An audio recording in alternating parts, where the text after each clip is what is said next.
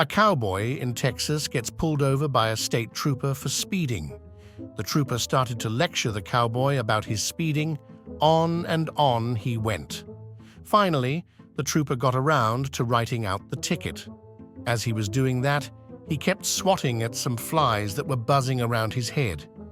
The cowboy says, "You all having some problem with circle flies?" The trooper stopped writing the ticket and said, "Well, yeah, if that's what they're called, but I never heard of no circle flies."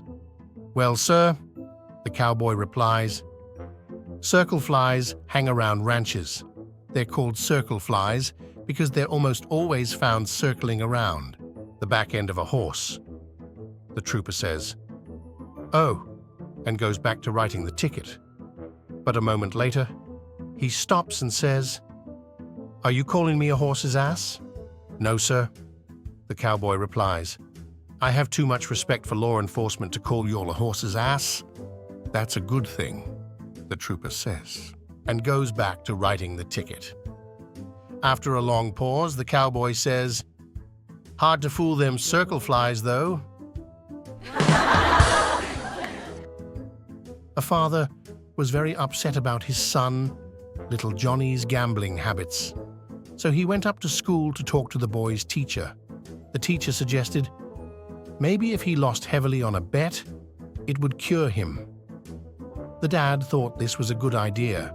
That night after school, she asked little Johnny to stay behind and confronted him about his bad gambling habits. "It's not only me with bad habits, miss," replied the boy. "You're a fraud. You pretend to be a lady, but you've got nothing on under that dress." "I have so?" she blurted out without thinking. "Oh, no, you don't. And I'll bet you my month's pocket money." The teacher was in a bit of a moral dilemma.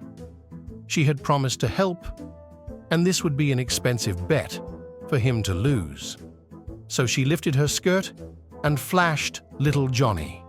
Having won, she rang the boy's father and told him about her bet. "Darn it," said the father. "This morning he bet me $200 you'd show him your panties." A man goes into a restaurant and is seated. All the waitresses are gorgeous. A particularly voluptuous waitress, wearing a very short skirt and legs that won't quit, came to his table and asked if he was ready to order. "What would you like, sir?" He looks at the menu and then scans her beautiful frame, top to bottom, then answers, "A quickie." The waitress turns and walks away in disgust. After she regains her composure, she returns and asks again, "What would you like, sir?" Again the man thoroughly checks her out and again answers, "A quickie, please." This time, her anger takes over. She reaches over and slaps him across the face with a resounding smack and storms away. A man sitting at the next table leans over and whispers, "Buddy, I believe it's pronounced quiche." 3 men die and are sent to hell. Satan punishes them based on their sins. They all must spend 80 years locked in a room with the guilty pleasures they had in life. The alcoholic will have all the booze he can drink. The sex addict will have countless beautiful, horny women. And the pothead will have all the weed he can smoke. The 3 men face their punishments happily. 80 years later, Satan opens their doors. The alcoholic had drank all the booze and was incredibly sick from a hangover that never cured. He pleaded for repentance, swearing to never drink again. The sex addict had not aged and was being chased by several unattractive, horny old ladies. He begged Satan to let him go, as he had learned his lesson. Finally, Satan opened the door to the pothead's room. To his surprise, none of the weed had been smoked. The pothead was sitting on the floor crying. He said to Satan, "Dude, you got a lighter?" A mother was walking down the hall when she heard a humming sound coming from her daughter's bedroom. When she opened the door, she found her daughter scantily clad on the bed with a vibrator. "What in God's name are you doing?" she exclaimed. The daughter replied, "I'm 35 and still living at home with my parents, and this is the closest I'll ever get to a husband." Later that week, the father was in the kitchen and heard a humming sound coming from the basement. When he went downstairs, he found his daughter scantily clad on the sofa with her vibrator. "What the heck are you doing?" he exclaimed.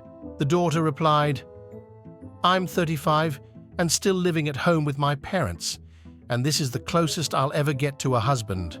A couple of days later, the mother heard the humming sound again, this time in the living room. In there, she found her husband watching the Super Bowl on television with the vibrator buzzing away beside him.